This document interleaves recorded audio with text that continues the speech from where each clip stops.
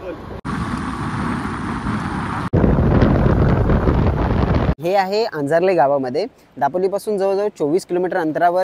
तिथे पाऊस बघा, पाऊस दिसतोय आपल्याला.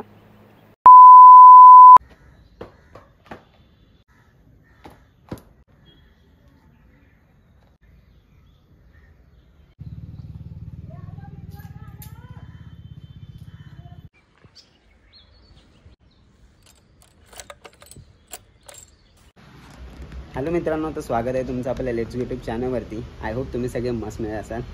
मित्रांनो, आज संडे आहे, तर संडे स्पेशल कुठेतरी जायलाच पाहिजे.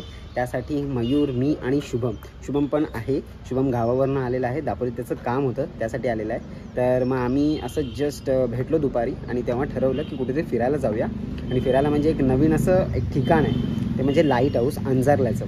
तर आज आपण तिथे जाणार आहोत, कारण का ते नवीनच आहे आणि बरेच यूट्यूबर्सने तिकडे जाऊन व्हिडिओज वगैरे बनवल्यात. मी बघितल्या, तर मला ते ठिकाण माहिती आहे, पण तिथे लाईट हाऊस झालेलं हे मला माहीत नव्हतं. त्यासाठीच आज आम्ही जातो आहे.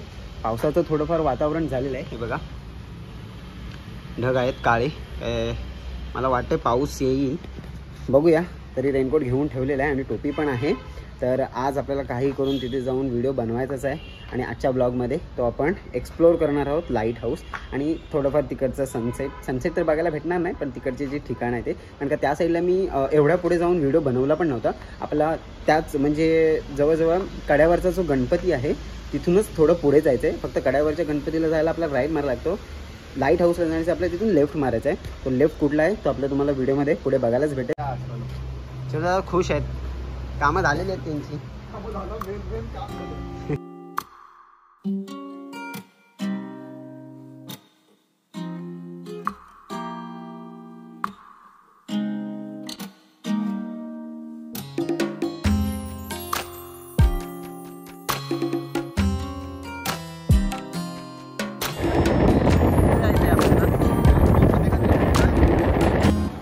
तर हा राईटला जो रोड जातो तो जातो कड्यावरच्या गणपतीसाठी. बघा लालपरी इकडे, आणि लेफ्टला जातो आपल्या लाईट हाऊसला. तर आपल्याला ह्या साईडने जायचं.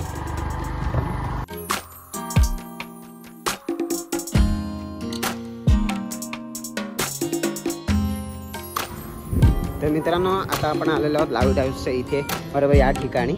आणि माझ्या लेफ्ट साईडला लाईट हाऊस आहे, पण एक प्रॉब्लेम आहे. बघूया, जर सॉल्व्ह झालं तर बरं होईल. मला वाटत नाही सॉल्व्ह होईल असं. ट्राय तर करूया आपण.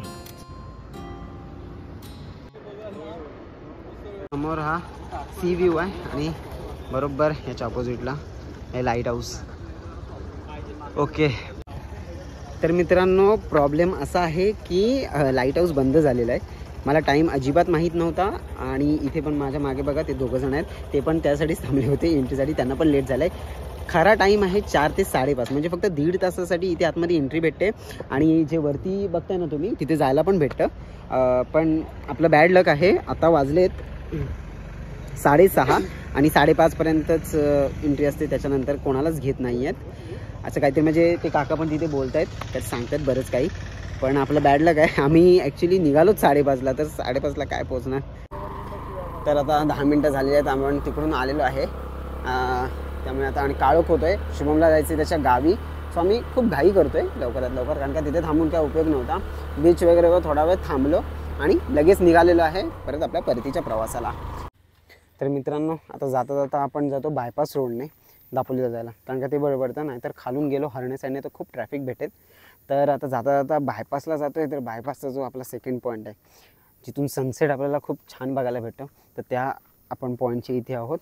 आणि तिथून आत्ताचा जो व्ह्यू आहे, सनसेट तर नाही, पण हा जो पावसाळ्यातल्या ऋतूचा जो व्ह्यू आहे तो बघा.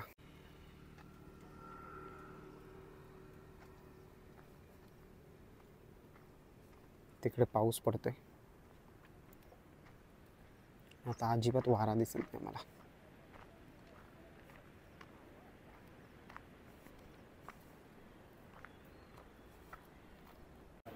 तर ह्या साईडला आपला सुवर्णदुर्ग आणि हा पूर्ण आहे समुद्र, अरबी समुद्र. आणि ते समोर बघाल ना, तिथे पाऊस बघा, पाऊस दिसतोय आपल्याला.